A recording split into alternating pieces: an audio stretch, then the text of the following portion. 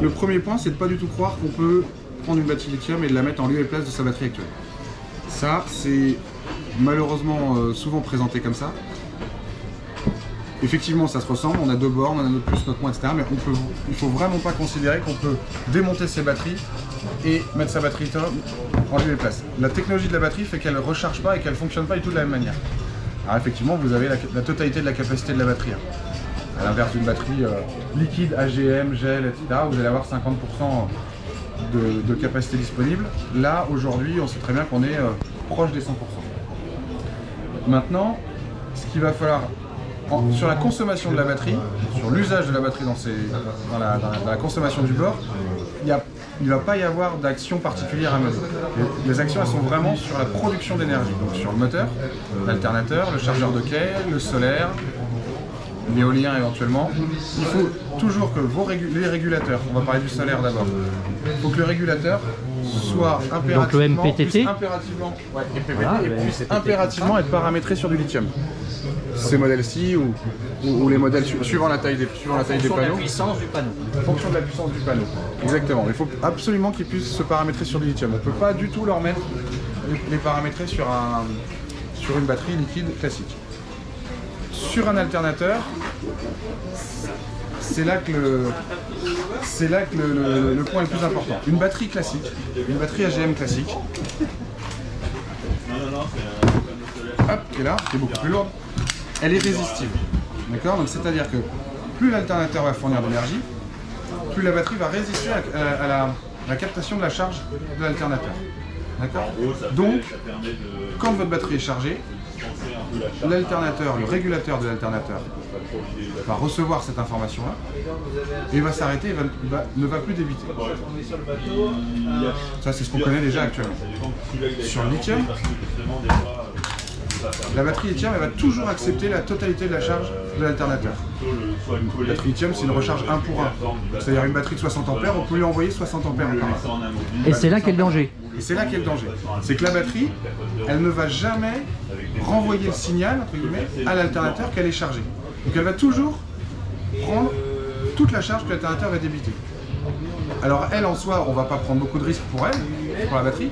Le gros danger, il est pour l'alternateur, il est pour les câbles, et donc pour le risque d'incendie. Le risque d'incendie à bord d'une batterie lithium, en fait, la batterie lithium, elle prend feu finalement bien après. Ce qui commence d'abord par s'embraser, c'est l'alternateur et c'est les câbles qui vont avec. Parce que l'alternateur, il n'est pas régulé, donc du coup, il chauffe, et il brûle.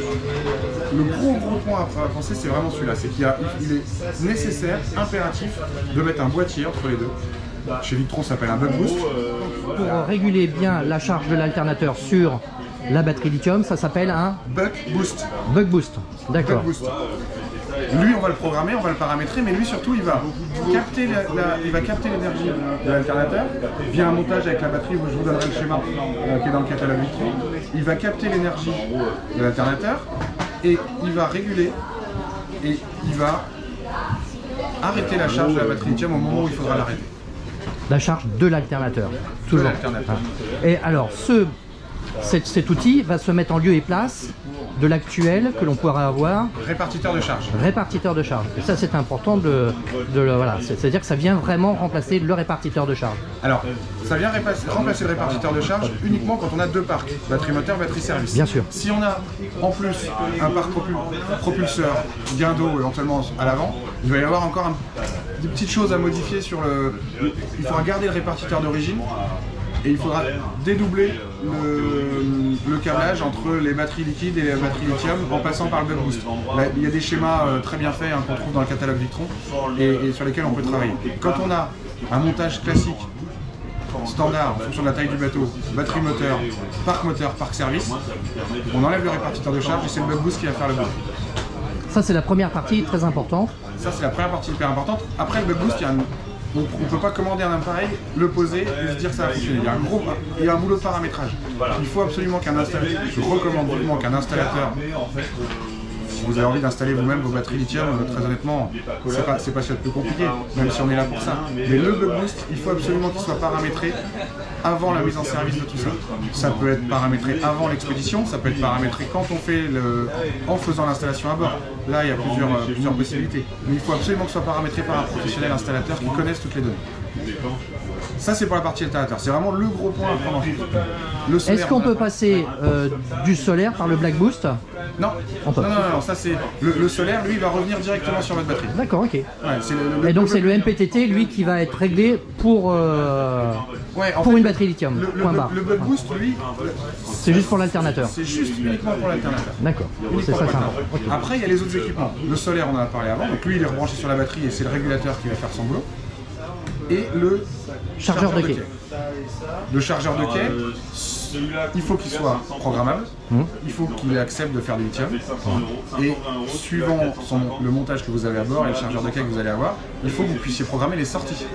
Si vous avez un chargeur de quai de sortie par exemple, il va falloir pouvoir programmer une sortie sur une batterie classique pour le moteur, batterie liquide, et une sortie en lithium.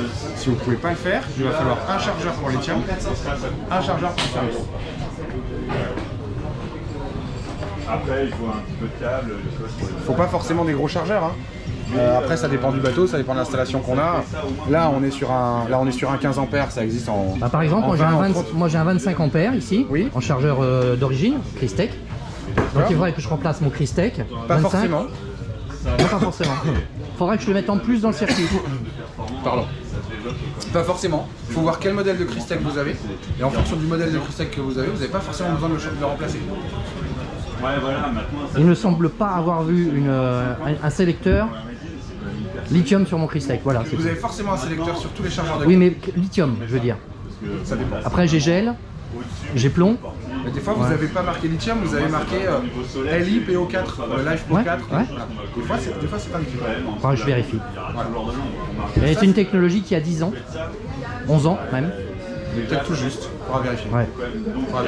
Et après, éléments complémentaires, deux choses complémentaires, toujours sur les Victron, c'est le BMW si vous avez un... BMW 712, j'ai moi par exemple, oui. Donc si vous avez un gestionnaire de batterie comme ça, il est à reprogrammer. Bien sûr. D'accord, parce que les valeurs, au-delà de la capacité de la batterie, les valeurs de fonctionnement de l'algorithme qui calcule votre charge, votre décharge, qui sont toujours en permanence en train de calculer, les valeurs, plusieurs valeurs qui sont à modifier dans les paramétrages d'origine. Ça c'est soit expliqué dans le manuel, soit l'installateur il peut vous le donner. Ouais.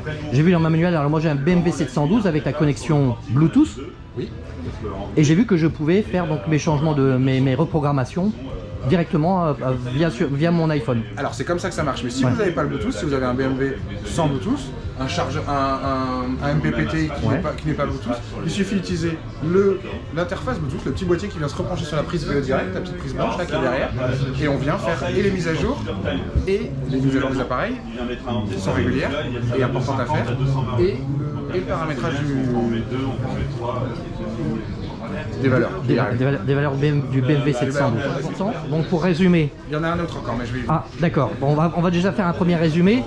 Si on change la batterie plomb contre une batterie lithium, on doit faire attention donc à la répartition entre l'alternateur.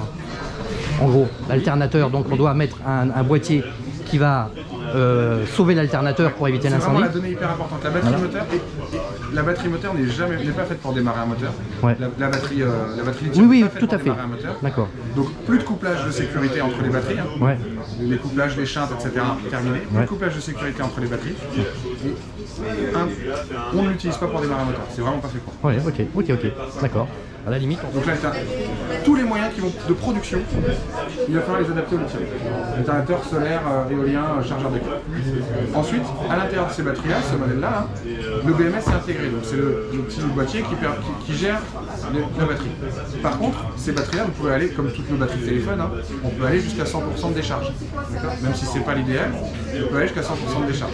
Alors je fais une petite parenthèse, 100% de décharge, ça veut dire qu'une batterie qui fait 100 ampères-heure pourra fournir 100 ampères. Oui. Voilà. Pendant une heure. ou 10 ampères pendant 10 heures. Exactement. Voilà. Par contre, il faut rajouter un petit boîtier qui s'appelle le Battery Protect chez Victron. Après la batterie. Il faut rajouter le Battery Protect parce que si la batterie elle subit une décharge trop profonde, bah, le BMS il a plus la capacité de réactiver la batterie. Certains montages font que un battery protect n'est pas mis, mais le principe du battery protect, c'est de couper l'alimentation des consommateurs avant que la batterie soit complètement déchargée. On peut y mettre une petite alarme, y compris sur le BMW qu'on peut programmer, pour à un moment donné se dire attention, là on est descendu trop bas, il nous reste plus qu'1% de batterie. Donc c'est tout ce qui se passe sur notre téléphone quand on a 1%, ça commence à saccader et ça Donc, marche plus. quand ça arrive en pleine nuit, on n'a plus de pilote, on n'a plus de lumière, on n'a plus rien. Voilà, exactement. Et ce de façon brutale. Ouais, mais normalement il faut quand même, on regarde quand même ce qui se passe avant la batterie. Donc on regarde le soir l'état de sa batterie pour voir si on a besoin, si on a assez produit dans la journée. Soit en solaire, soit s'il faut faire un peu de moteur avant la nuit. Ça, c'est la gestion de son énergie de bord, c'est encore un autre sujet. Mais ce qui est sûr, c'est que le battery protect que vous allez mettre derrière, qui est un petit boîtier bleu, va avoir l'avantage de couper l'alimentation avant que la batterie soit complètement déchargée, de manière à ne pas venir endommager le BMS qui est à l'intérieur. Et donc à ce moment-là, on sait qu'il faut produire, mais avant que ça arrive, on a des moyens de le savoir, hein. Soit avec son application si on suit l'application, soit avec le BMW, on va pouvoir, sur les dernières mises à jour, programmer des alarmes visuelles et sonores pour se dire, bah là, attention, il faut que je reproduise de l'énergie. Ok, et bon, évidemment, et tout ça a un coût. Il faut se préparer à ça. C'est ça. Là, on en parlait pour vous. Ouais. Deux batteries lithium de 100 ampères, un buck boost et les éléments qu'il faut. On parle pas de câblage, on parle pas de modification des câbles en Et on eux-mêmes. parle pas de main d'œuvre non Et plus. on parle pas de main d'œuvre. Il faut compter 3 300 € TTC de matériel.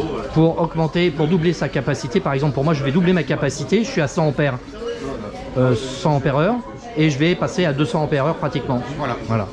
Et je suis pas loin en fait de ma consommation en navigation parce que quand j'ai mon frigo qui fonctionne, quand j'ai mon pilote qui fonctionne dans une mer un petit peu houleuse et qui me demande de l'énergie, quand j'ai un ordinateur qui fonctionne et de nuit, les feux de navigation, même si c'est du LED. En fin de nuit, on a 80 ou 100 ampères qui se sont envolés. Ouais, c'est ça à peu la près. moyenne, ça dépend de l'isolation de son frigo, ça dépend de l'état de la mer, du gain du pilote. On sait bien qu'il y a plein de paramètres qui rentrent en ligne de compte, mais on est entre 80 et 100, 120 maximum ampères qui se sont envolés dans la nuit. Voilà. Et après, il faut compter sur le soleil pour recharger tout ça. Bon, bah écoutez, on a fait le tour.